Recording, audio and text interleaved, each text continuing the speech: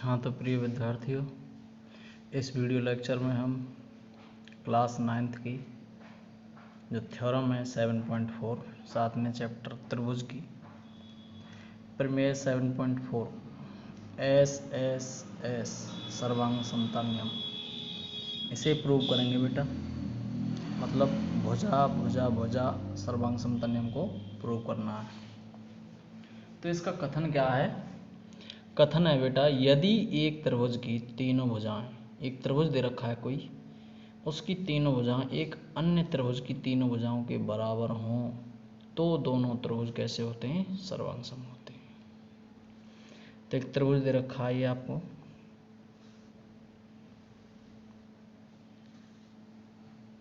त्रिभुज ABC है,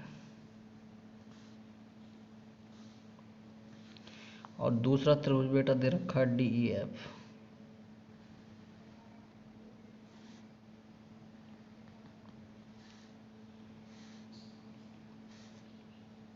उसने कहा यदि एक त्रिभुज की तीनों भुजाएं, इस त्रिभुज की जो भुजाएं हैं दूसरा त्रिभुज कौन सा? DEF, इसकी भुजाओं के बराबर, मतलब AB का मान तो बेटा DE के बराबर है, BC का मान EF के बराबर है, AC का मान DF के बराबर है। क्लियर? तो सिद्ध क्या करना है? दोनों त्रिभुज सर्वांग सम होंगे। अब यहाँ से लिखेंगे इसे। गिवन क्या है बेटा? हम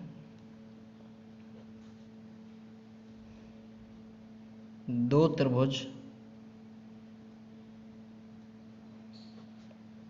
ABC व DEF इस प्रकार हैं कि AB बराबर DE, BC बराबर EF व AC बराबर DF। ठीक है। टू प्रूव दैट, मतलब क्या सिद्ध करना है हमको? हमको सिद्ध करना है बेटा दोनों त्रिभुज सर्वांग सम होंगे, मतलब त्रिभुज ABC सर्वांग सम हो जाएगा कौन से के? त्रिभुज DEF के। ओके। अब यहाँ हमको कंस्ट्रक्शन करनी पड़ेगी, कुछ रचना। और रचना क्या करनी पड़ेगी हमको? यहाँ जो कोण ABC है, जितना कोण यहाँ है उतना ही कोण हमें FEG पे बनाना पड़ेगा। यहाँ ये कोण बना दिया, जितना कोण यहाँ है उतना ही कोण यहाँ बना दिया, और जितना AB की माप जितनी है उसे EG दे दिया है हमने नाम। जितनी माप AB की है उतनी माप EG की ले ली हमने। और क्या किया बेटा? FG को मिला दिया है और DG को मिला दिया है इसे। क्लियर? कंस्ट्रक्शन क्या क्या किया हमने? कोण ABC बराबर कोण FEG व AB बराबर EG। इस AB का मान जितना उतना ही मान EG का है। AB बराबर EG तथा DG को मिलाया व FG को भी मिलाया, FG को भी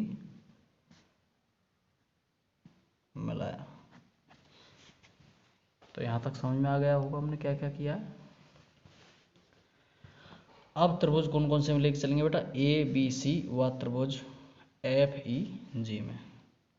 प्रूफ।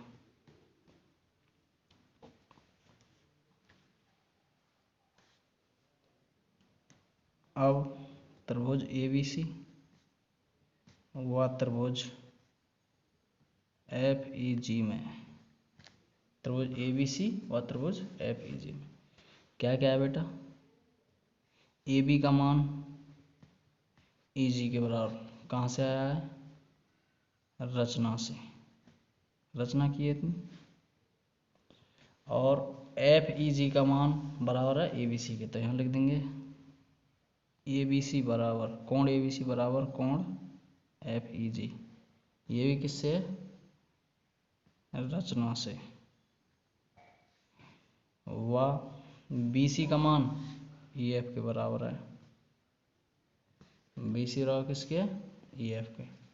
और BC बराबर EF हमें यहाँ दिया है, तो BC बराबर EF किससे हो जाएगा? दिया है, ठीक है। तब त्रिभुज ABC सर्वांग सम हो जाएगा किसके? त्रिभुज FEG के। त्रिभुज ABCA सर्वांग सम हो जाएगा किसके? FEG के। कौन सी सर्वांग समता से? देखो साइड एंगल साइड, तो लिख देंगे SAS सर्वांग समता नियम से, ठीक है। और सर्वांग समत्रिभुज के संगत भाग कैसे होते हैं बेटा? बराबर होते हैं। इस प्रकार कोण ए बराबर किसके हो जाएगा? कोण ए बराबर कोण जी के। इसे नाम दे दिया बेटा हमने इक्वेशन फर्स्ट। और ये किससे आया है? CPCT से। CPCT का मतलब क्या है? Corresponding parts of congruent triangles are equal. सर्वांग समत्रिभुज के संगत भाग कैसे होते हैं? बराबर होते हैं। यहाँ तक आपको समझ में आ गया होगा। तो बेटा अब आगे देखते हैं। हमें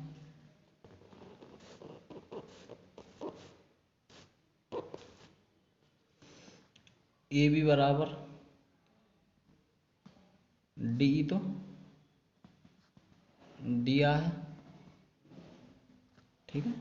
AB बराबर DE तो दिया है, इसे कुछ नाम दे दो, इसे इक्वेशन सेकंड दे। AB बराबर तो DE दिया है आपको, यहाँ मैंने दिया है, मैं लिख दिया था। और AB बराबर किसके है? EG के है। इसे इक्वेशन 3 नाम दे दो। और ये किससे आया बेटा? रचना से, ठीक है। AB बराबर तो DE आपको दिया है और AB बराबर EG रचना से आ गया है। तो समीकरण 2 व 3 से क्या देखते हैं हम? समीकरण 2 व 3 से, 2 व 3 से क्या मिल जाएगा? AB बराबर DE और AB बराबर EG, तो क्या हो जाएगा? DE बराबर EG। जब बेटा देखो DE बराबर EG हो गया है, यहाँ दिखाता हूँ मैं आपको, ये DE का मान इस EG के बराबर हो गया है। तो बेटा बराबर भुजाओं के सम्मुख कोण कैसे होते हैं? बराबर। तो ये वाला कोण इसके बराबर हो जाएगा। इस कोण को नाम 1 दे दिया नाम, इसे 2 दे दिया, इसे 3 दे दिया और इसे 4 दे दिया। जब बेटा DE का मान इस EG के बराबर हो गया, तो बराबर भुजाओं के सम्मुख कोण बराबर होते हैं, तो 1 का मान 3 के बराबर हो जाएगा।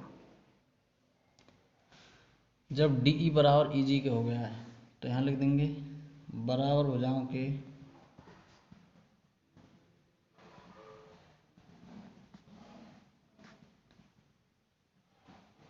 सम्मुख कोण कैसे होते हैं? बराबर होते हैं। बराबर भुजाओं के सम्मुख कोण कैसे होते हैं बेटा? बराबर। तो कोण 1 बराबर किसके हो जाएगा? कोण 1 बराबर 3 के हो जाएगा। इसे नाम दे दिया इक्वेशन 4।